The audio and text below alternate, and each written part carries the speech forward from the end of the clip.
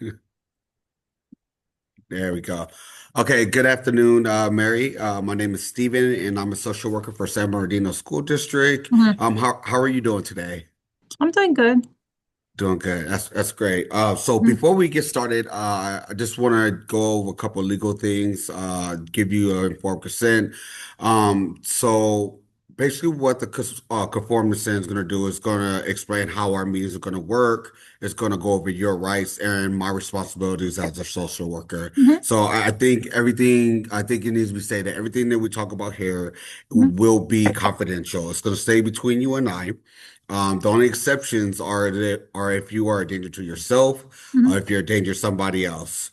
Right. In those cases, I'm legally obligated to contact law enforcement. So you will always have the right to ask me questions, refuse any questions if it makes you feel uncomfortable, or end our meetings at any time. And my role here is obviously to support you. Start my timer. All right, um, so before we get our session started, is there any particular goals that you wanted to um set before we get started? Like goals for me, for Yep, myself. goals for you for what you want to get out of these sessions. Not anything that I can think of right now. All right, do you have any questions about confidentiality or how this process works? No, I don't. Okay. All right. So, well, obviously, Mary, it's really good to meet you. So can you tell me a little bit about what's life's been like since you moved here?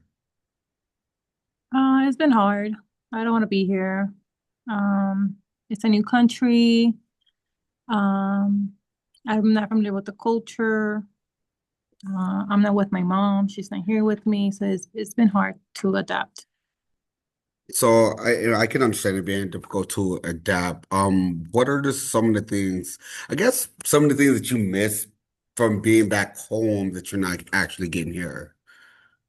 The food, my friends. Food and friends. Mhm. Okay. So are you having troubles making friends here in the States?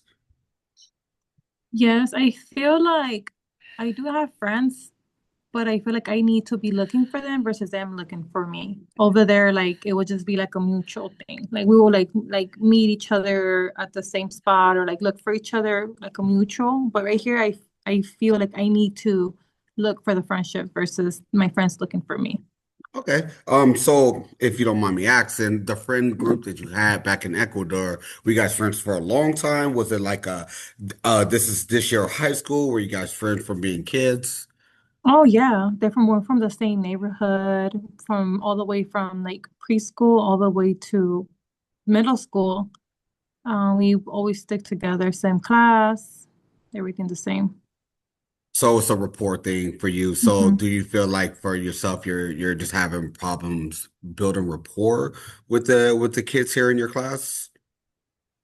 Yeah, it can be that because sometimes there's things that I don't understand. Like I don't Language know, they barrier. like things that I have never even been exposed to, or if I tell them about something, they don't even know what I'm talking about. I mean, they're not mean about it, but just I feel embarrassed, like, oh, maybe I shouldn't say that I like this because it seems like right here is different than over there. It could be it's a cultural barriers, language barriers, things of that nature. So for you, what has been the hardest part about adjusting to life here?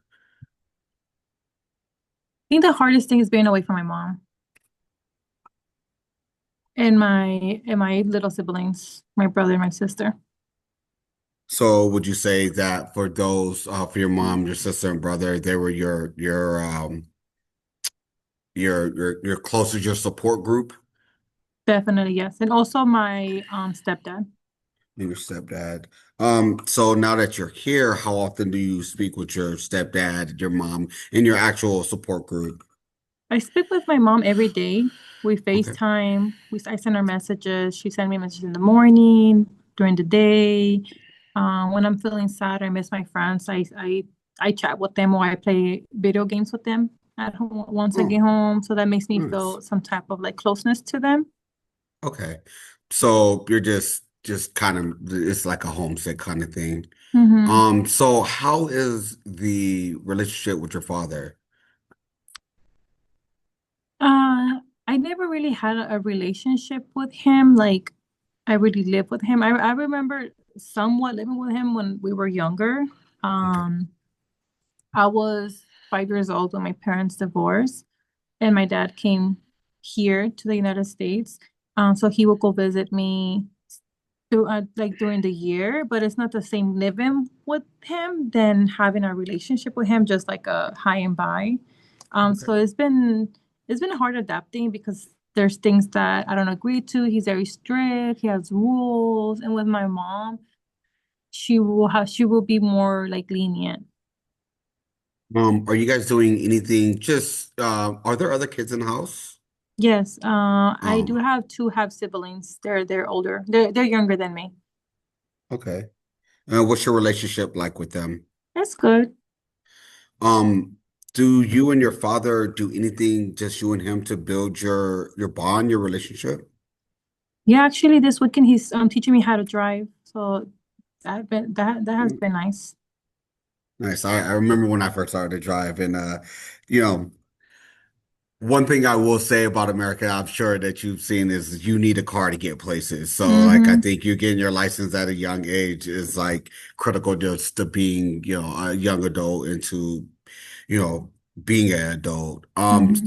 I did want to ask, if you and your father had a disagreement, how do you guys manage that? What do you guys do to mend the disagreement or come to a even ground?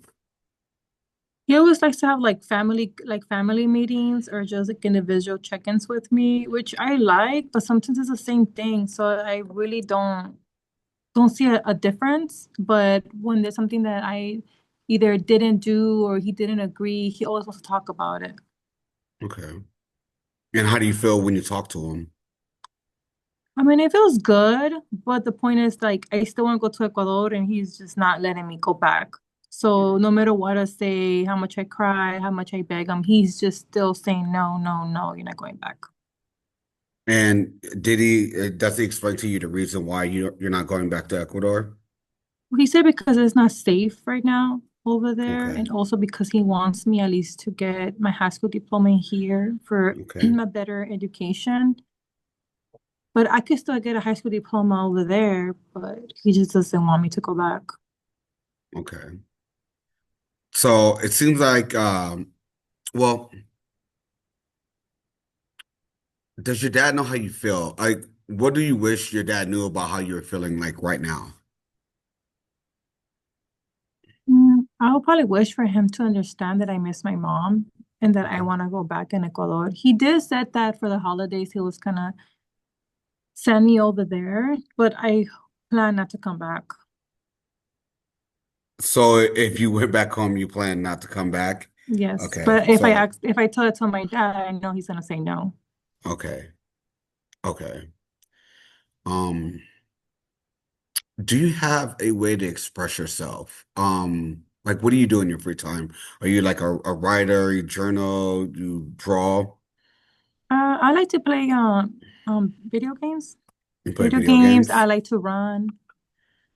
Like to run. So during your run, so do you feel like your time running, is your time to like to relax to get things off your chest? What are you thinking about, just the run? Are you thinking about life? What is going through your minds when you're doing these extracurricular activities? Honestly, I don't think of anything. It kind of just I just zone out and just focus on my music and just run, run, run. And it makes me feel better. Okay. So would you say that this is a way for you to cope with some of the things that you're feeling? Yeah. Ru- Yeah, because when I'm Okay. angry, I feel like I just want to run. Okay. Um, if things could feel a little bit better at home, like how would that look for you? Mm.